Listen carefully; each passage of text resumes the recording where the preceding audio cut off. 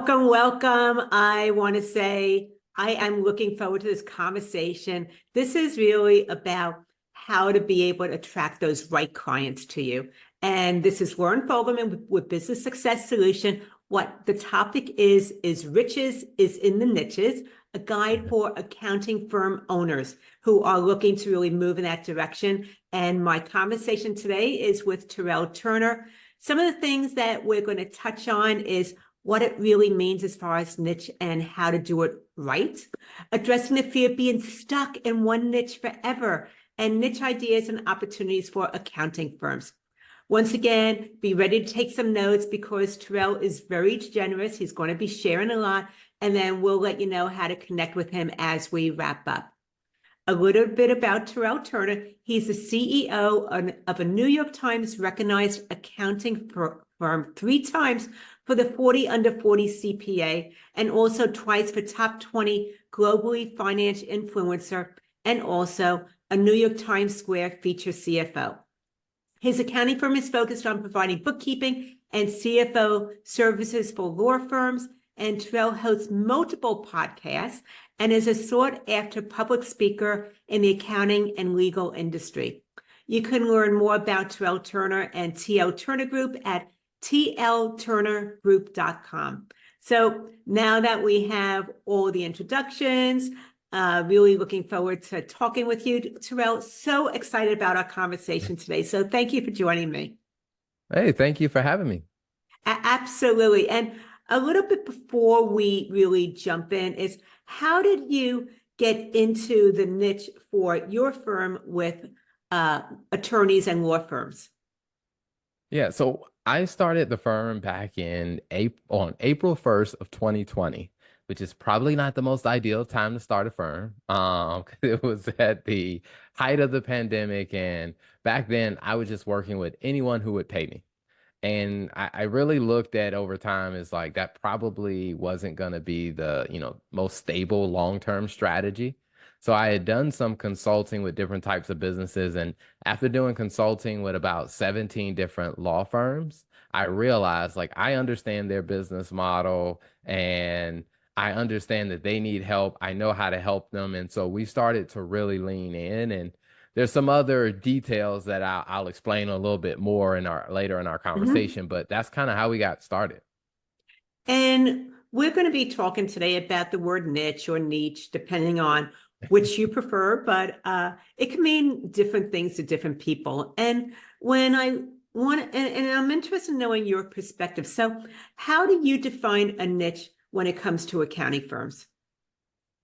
Yeah, so I would say, I mean, it comes down to, in the broadest sense, just a identifiable category or characteristic that, a group has in common. So I've seen some people that only look at, well, industry type as a niche. Like we focus on the legal industry, where people are like, oh, a niche is only an industry focus. And I'm like, no, a niche could be another type of category.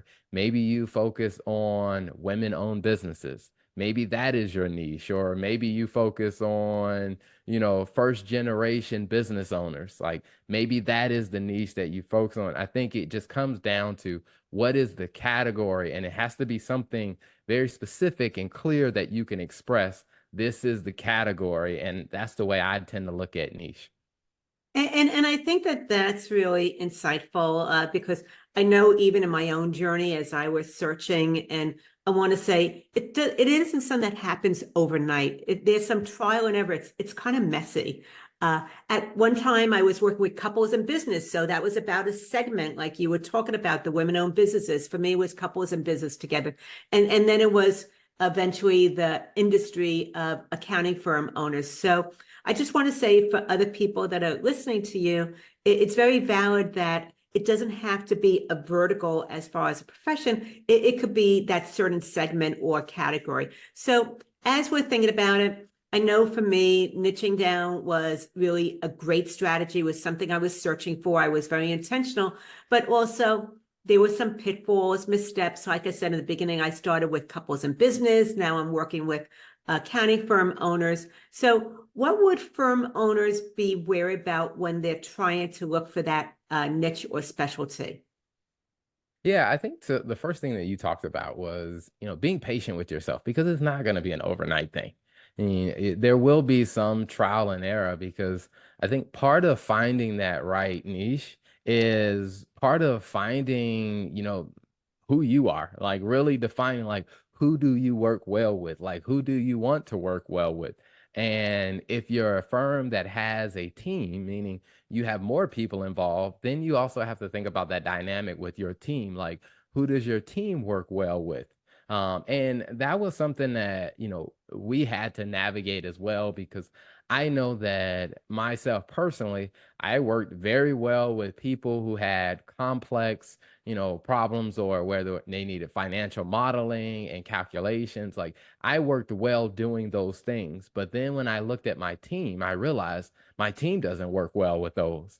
And so if I based our niche all around what worked for me, then we wouldn't have been able to scale and build a more productive and efficient business. So I think the first thing that I've seen a lot of business owners do, especially accounting firms, is they tried to build the niche around the owner of the firm. Like, what does the owner like?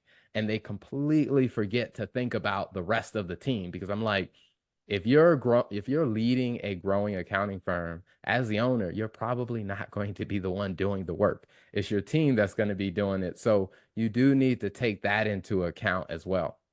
Okay, so instead of taking the me approach, we ought to take the we approach, especially when you're not a solo business owner and you do have a team when you're starting to work with this. I also think that it's very insightful about looking at your team strengths and coming from a firm strengths position as opposed to looking at just what your strengths are that you bring into the table. So if there are firm owners that are joining us and they're interested in it, but they've been a generalist all this time, and they would like to really start to narrow things down, but they don't always know where to start because it's a process. So, do you have any thoughts on how to start to identify or figure out what would be a profitable niche for a firm owner?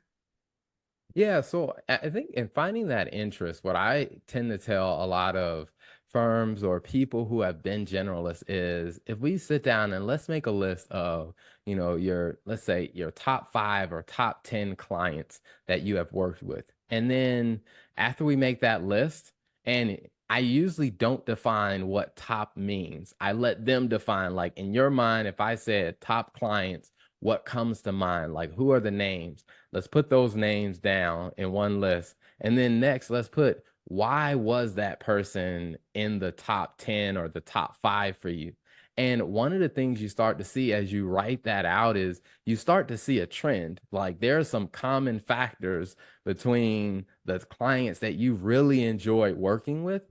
And what we start to do is say, okay, if there is a common, trend between your top 10 clients, that might be an indicator of where you can start to lean in and identify as your niche if it's a category. And then we can start looking at things like, okay, all right, the type of business owners that fit that criteria that you just wrote out is okay, all right, how big are their businesses usually? And we can start to do more of the quantitative kind of market assessment, like how big are those types of businesses? And then we can also ask ourselves questions like, okay, all right, what type of access do you have to more people like this? Like, can you get in front of more people who fit this criteria? And then just as every accounting firm should do, we need to actually look at the pricing and we need to ask ourselves, what kind of pricing could this, segment or this category afford to pay?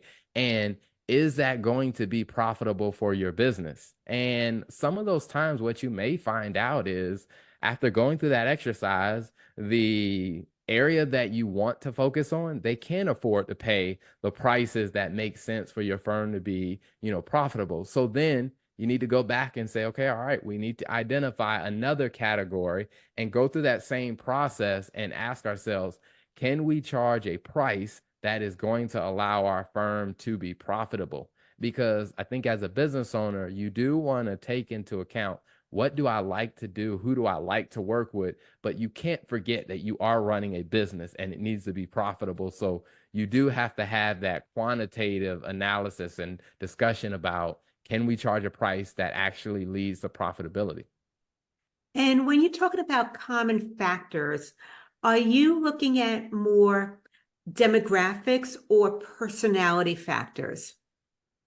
Yeah, so I encourage people to look at both because I think you may find that your trend is around personality factors to where you may say, again, like, hey, I really like working with, business owners, businesses that are run by single moms. If that's the angle that stands out when you make your top 10 list, we look at it and we say, well, they're in multiple types of industries, but one common factor is every one of these businesses are run by a single mom. That may be a Mm, personality indicator of, hey, maybe that's a category you gravitate to because I do think something about that niche is, something about your own personality or your team's personality because you and your team seem to be gravitating to a certain type of personality. And my thing is, it's going to make it so much easier and the process is going to be so authentic when you start working with more. If single moms is your category, if you start working with more single moms, they're going to feel like you understand their challenges, you understand their situation, and I think you can build it that way.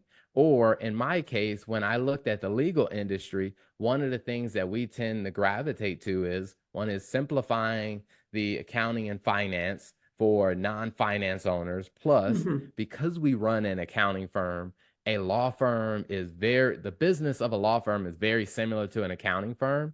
Like my team understood that, I understood that, and we understood how to make the numbers simple. And we realized there was a big connection within the legal industry. Plus, we looked at things like, a lot of the lawyers we knew other lawyers, which meant it would be easier for us to get referrals. And then Right. plus, every lawyer has to be part of a association, whether it's a state bar or whether it's a regional or whether it's a national association. So we said, hey, the associations could make it easier for us to get in front of our ideal clients. So when we stacked up all of those factors, we realized, hey, based on the pricing that we could charge law firms, we could build a scalable, profitable firm by targeting this market. So it could be an industry focus or it could be a personality focus. Mhm. And I think that they actually go a little bit hand in hand because what I found for myself is that I was able to identify personality fit first. And then from being aware of what personalities I work best with, I found that they tend to gravitate towards certain professions. And then I was able to look at those professions and see what was best fit for me also. I also believe that what you're sharing about certain industries and professions need to have ongoing continuing education. They're required to belong to associations is actually something that makes it easier for firms that are looking a niche is who is it that needs those ongoing CPEs every year or some other type of continuing education? And they are seeking out training. So that might be a way to really get in front of that niche also. So I love that you shared that, Terrell. And speaking about moving this direction, as you said, it's something that doesn't necessarily happen overnight. You need a lot of patience. And are there like any realistic timelines to expect when you're starting to move in this direction? And also when you want to see that return on your investment of starting to solidify your niche? Yeah, so for us, I can say is, it took us some time to really narrow it down to that niche that we wanted to focus on onto law firms. But once we clarified that law firms were our target audience, and it took us about maybe, a month and a half, 2 months to kind of really tailor our content and our marketing approaches. Like, we create a lot of content on social media. So we had to really tailor our content to that audience. Mhm. Now, I would say it took us probably about a month and a half to really get rolling with that. But then it probably took 4 to 6 months to really start getting some really decent traction in that area.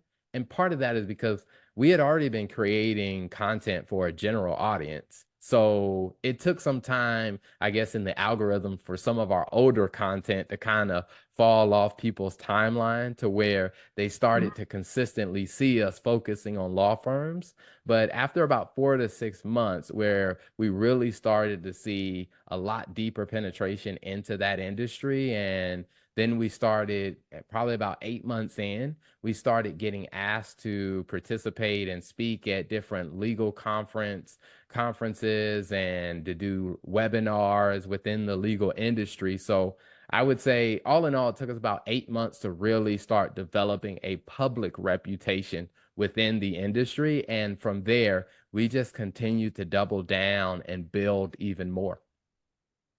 And I think that all firms work at their own pace. So for you, to me, it sounds like 4 to 6 months for really seeing that traction is probably a very fast pace because you were very, very focused. Does that feel true for you? Oh yeah, absolutely. And I do think part of it also is, like I said, we create a lot of content. So Hmm. we are, we were doing about, 2 podcasts a week, and also intermediate like content videos that we were putting out. So we were literally posting like 1 to 2 times a day. So we put out a lot of content so we could get to our audience Hmm. faster just because of the volume that we were putting out. Now, I would say, to someone who isn't doing that, then I would say realistically, you probably want to look, between that 8 months to a year to really start really seeing, some, I guess you would say, if you look in the terminology of like a farming, is before you start seeing the plants kind of bud through the soil, you Hmm. might look at a longer time frame. Hmm. And I think that that's something to just recognize is that not everybody is as marketing savvy as you are. So it might take a little bit more time because of the fact that they're not pushing out as much content. So it'll be on their feed longer, the older content and who they were originally serving. And I think the other thing that comes up is changing your website. So how soon did you do that as well to really align with that new direction that you were moving in with the law firms? Yeah, so that one took a little bit of time because I mean, we really didn't have like a full marketing team to Mhm. do that, and be honest, at the time we didn't have the money to pay someone else to do it. And so we really looked at it as, all right, what things can we change the fastest? The fastest thing we could change is what we were saying in conversations when I would talk to other people. So that one we changed first, and then we looked at, okay, social media was a low cost, fast change we could make, whether it was the profile picture that I have on my LinkedIn or Facebook page, or like the banner. We could change that pretty Mhm. quickly. But then when it came down to the website, it probably took us about maybe 6 to 7 months before we got around to updating the website, just because we didn't really have anyone on our team who was really web savvy, and we didn't have the money to pay someone to update it. Mhm. But then also, we needed to kind of give ourselves some time to understand what were the common pain points that this new niche was feeling. Because what we wanted to put on our website, we wanted to make sure that it spoke to the problems and the challenges and the concerns that this new niche audience had. And so I think we used that kind of 6, 7 months to kind of research, because we recognize that, hey, our website is going to be the first impression for many people who, if the website is the first thing that they see Mhm. of us, it's going to be our first impression. And we wanted people to see that and say, hey, this organization, this firm speaks to my problems, or they understand me. And so it took some research before we could actually make the change. Now, when I say 6 to 7 months, that was making minor changes. Now, to do a whole rebrand, that probably took more like a year to a year and a half before Mhm. we fully got that done. And I just want to say the fact that you were really thinking about your website and what content you want to put on it is important. So if anybody is looking for a website that stands out, then go to Terrell's website at toturnergroup.com and let it inspire you about what's possible so that you don't look canned like everybody else and you actually have something that stands out and grabs the attention of your clients. So I know we weren't talking about me doing that, but I think it is so important to have that website that speaks to your clients, and you want to go ahead and check out Terrell's website for that. So with that being said, there's always this fear that, oh my gosh, if I choose a niche, what if I choose the wrong niche and I'm going to be here forever now and I don't really like them? So any thoughts that you have about that fear of being stuck in this marriage forever and not ever being able to escape from it? Yeah. I went through some of those very same emotions, which is why I hesitated to really pick a niche. Because I was just like, well, what about all these other people who are gonna, potentially call me and my phone is gonna stop ringing? And then I had to get honest with myself and say, like, okay, honestly, how often is your phone ringing? Well, it's not ringing as much as I'm kind of making it more Mhm. dramatic than I needed to. And then when I really was like, you know what? This is going to help us with our messaging, make our messaging more clear. And when we started really focusing on, saying, that, hey, we work with law firms, like we provide these solutions for law firms. What was very interesting is a lot of non-law firms started calling us. And they would call, and the first thing they would say is, I know you work with law firms, but hey, can you just hear me out? And Mhm. so it changed the dynamic of the relationship that we had because I'm like, before we were desperate trying to get everybody to call us. Now, when we got more, focus on law firms, non-law firm companies would call us because they liked, some of the content that we had put out, or Mhm. they liked the way that we simplified or explained financial concepts. And so what we started to see is some of those non-law firms that came to us understood that, hey, I know you guys are focused on law firms, but hey, here's what I need help with. And what we also saw was we saw an improvement in the pricing that we could charge as well, because if a person wasn't a law firm and they knew, hey, I am asking you to operate outside of what you do, I have to be willing to pay your price because I'm asking you to do something that you have clearly expressed you are focused on law firms, but I'm asking you to deviate. So we started seeing that non-law firms were actually willing to pay the same price that law firms were paying for the service that we could provide. And so I would say to that fear, most people don't realize is when you start getting clear about who you serve, that is probably not going to stop your phone from ringing. It's almost like I guess you'd say like a light at night with moss. It's just going to attract more attention when you start to be clear about who you serve. And I do think people will have a higher level of respect for what you do. And if a let's say, professional within the industry you're focused on, or the business type that you're focused on, if they call you, they're going to call and they're going to have a whole lot more respect for what you do and how you do it because they know that they're not within that niche, but they still want to work with you. Mhm.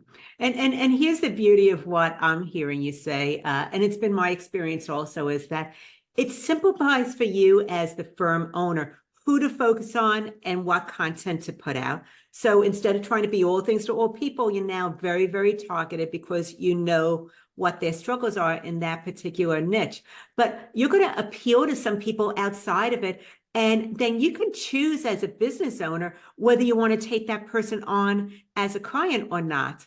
The other thing is that once again, if people see you as the specialist and you are offering certain solutions, then it has a higher perceived value. Because my guess is that there isn't much that you really changed that you were doing internally for your clients.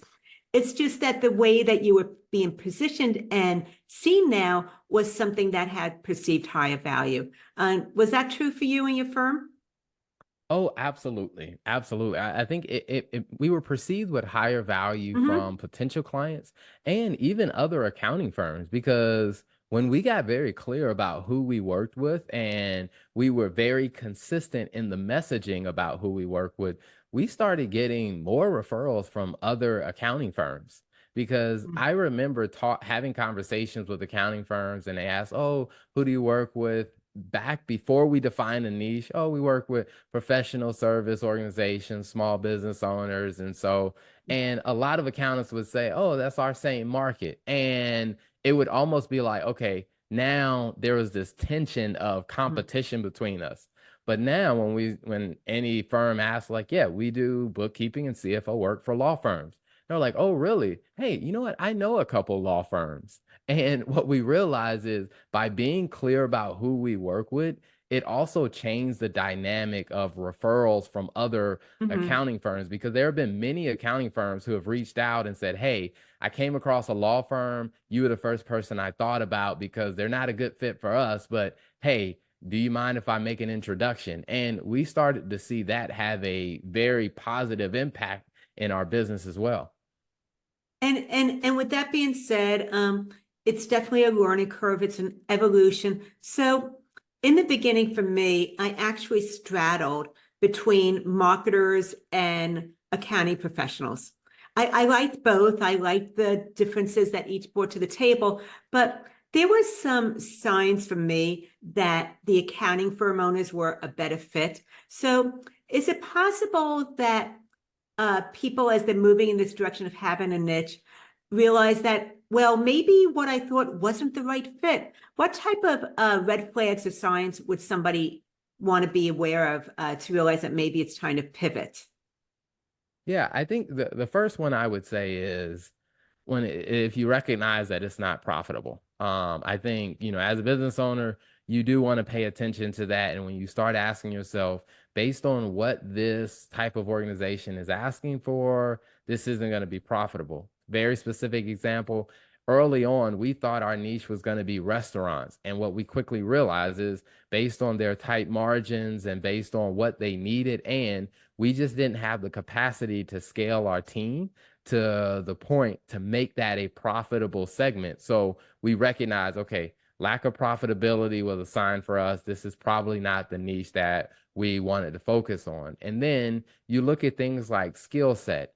If what they're asking for, as far as the help they need, if it's beyond your skill set, for example, companies that needed to go through audits, we realized like we didn't have the staffing to support a client who was going through an audit because there's a lot of interaction you would need to have with the auditors if your client is going through an audit. And we just didn't have the staffing structure to support that. So we said, okay, all right, businesses that go through public audits from public accounting firms, that's probably not a good fit for us. We just don't have the staffing to support that. And then I do think you want to pay attention to, again, is your team, because you may start going down a path and you start realizing like, hey, my team is really uncomfortable working with this industry, or hey, they're not able to really understand some of those unique accounting factors about this industry.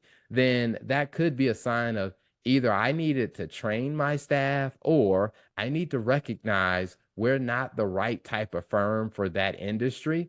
And then you can open yourselves up and say, hey, you know what? What other types of industries that may be somewhat related to, or maybe in a similar vein, like you talked about accountants and marketers, like Mhm. both are professional services. So maybe professional services is the broader category, but you got to find the right business within the professional service. And I think, giving yourself the freedom to do that. And I think the biggest thing for that I would say for a lot of people is that you got to be able to admit to yourself that, hey, a change needs to happen and that it's okay to make that change because eventually, like I said, the market will accept your change if you continue to consistently promote and talk about, hey, we're making this change. Here's why we're changing our focus because we feel like we can better serve this audience. And I think when you do that, that there's a lot more opportunity than just staying with an industry that just, or a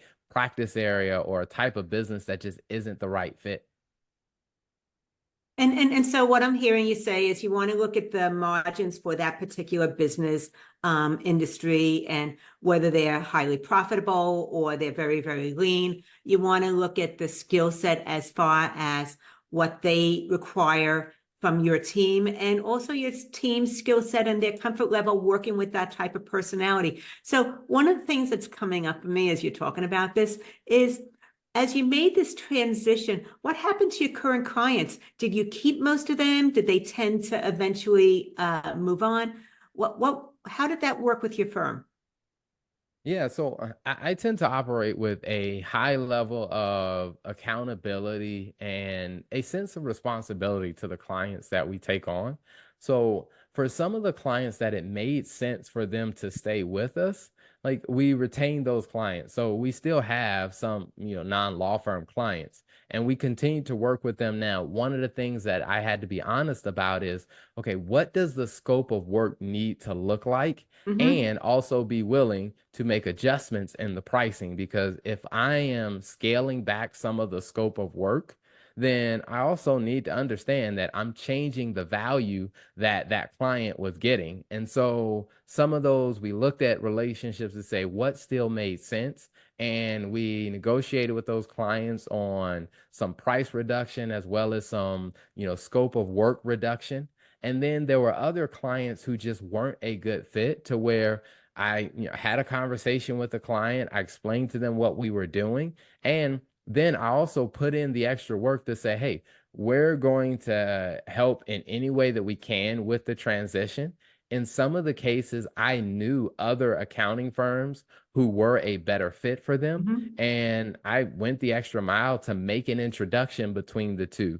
And then for some that found their own alternative, accounting or bookkeeper, what I did is made sure we were proactive in helping them go through a smooth transition because what I didn't want them to do is I didn't want them to leave with a bad taste in their mouth because, we wanted to protect our reputation as well as we felt the responsibility to also provide value even as they were leaving. We still felt like, hey, we can still add some value in this transition process. And we were going to do the best we could to do right by our clients and former clients. It sounds like mainly you want to be client centered the whole time through this transition and really look at what's in their best interest. So the next thing that comes up for me is okay, trends, opportunities, any particular areas or niches that you see significant growth or opportunity in right now? Yeah, so there are some pretty interesting opportunities, I think, across various industries. And one of the areas that I definitely see is you have, you know, depending on like, what your skill set is, where I've seen is entrepreneurs who want to get into subscription-based kind of business models. So when it comes down to subscription-based business models, there are a lot of factors to consider because typically the way a subscription business model works is you're going to make a lot of investment on the front end and Mhm. over time you become profitable. Well, for businesses like that, they really need to understand their numbers as they're making decisions because, you can easily run out of cash and run out of money. So they need a good, healthy relationship with an accountant that can actually kind of break that down and point things out to them that they may miss because they're just moving so fast. And then also, I think, and when it comes down to professional services, and there's a wide range of professional services. I think some like in the dental practices, most feedback that I get from, I guess professional service industries that require an advanced degree, like a medical doctor or a dentist, or something in that vein, like they tend to be very focused on their craft, but have zero understanding about the finance or the business side of what they're doing. So I've Mhm. seen some big opportunities when it comes down to dentists because what, as inflation starts to rise and they're trying to figure out like, hey, well, I'm not making as much money as I used to make because they don't really know their numbers. they don't know how to understand and interpret what's happening. And I think that becomes a great opportunity for, accountants and bookkeepers to be able to step in and say, hey, we can help organize your numbers and help provide some clarity to a blind spot that you have so they can Mhm. continue to navigate their business well. Um, and I've also seen some opportunity when it comes down to franchises. And the good thing about franchises is that a lot of times the person who's starting a franchise typically doesn't have an accounting and finance background, but they do need to understand their numbers because they have a built-in cost that they're gonna have to pay. Like they have franchise fees that they're gonna have to pay. Mhm. They also have operating costs that they're gonna have to cover. And they really do need to understand their numbers if they're gonna take that to the next level. And I think those are some industries that I think have some really big opportunity where accountants and bookkeepers can really play a healthy role in adding a lot of value. Okay, the three that you were mentioning, subscription businesses, if anybody's interested in finding out more about that, because they have some nuances like you mentioned, go to Ron Baker's book, Time's Up, and it's a deep dive into accounting for subscription businesses. It gives you all the ins and outs. I agree with professional services, dental practices, medical practitioners.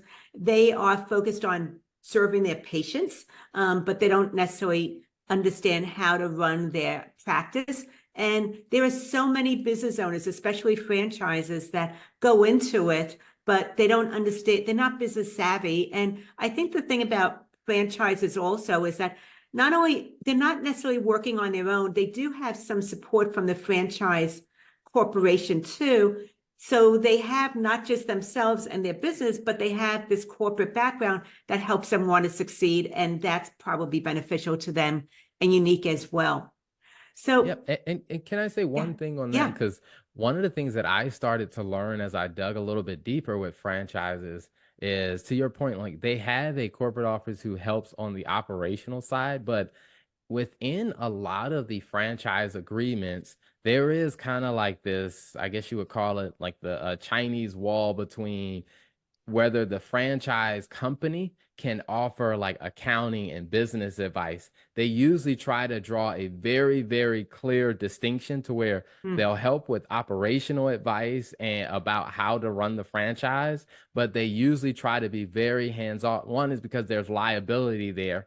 And the best advice that they offer is, hey, to the franchise owner, is you need to get your own accountant and talk to your own accountant about that. To where I'm like, wow, there's a very big opportunity there because that's one of those pieces that the parent franchise company within some of the legal agreements does not provide, and they try to avoid providing, which means it creates a vacuum for accountants and bookkeepers to be able to fill.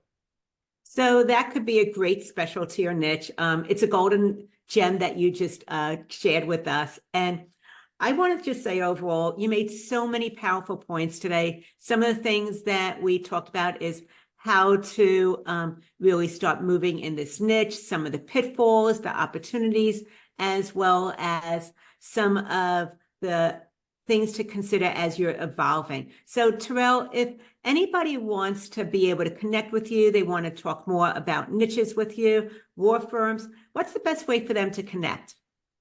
Yeah, I would say LinkedIn is probably the best and easiest way to connect.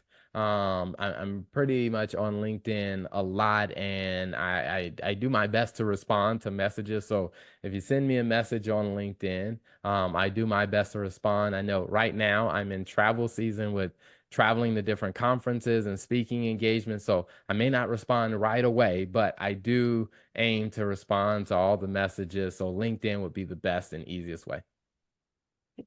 Fantastic. He is very much out there. You can catch all of his videos on LinkedIn as well. So check out his page. Terrell, thank you so much for the engaging conversation for everybody that joined us. This is Lauren Fogelman with Business Success Solution, showing accounting firm owners how to double their income working half the time.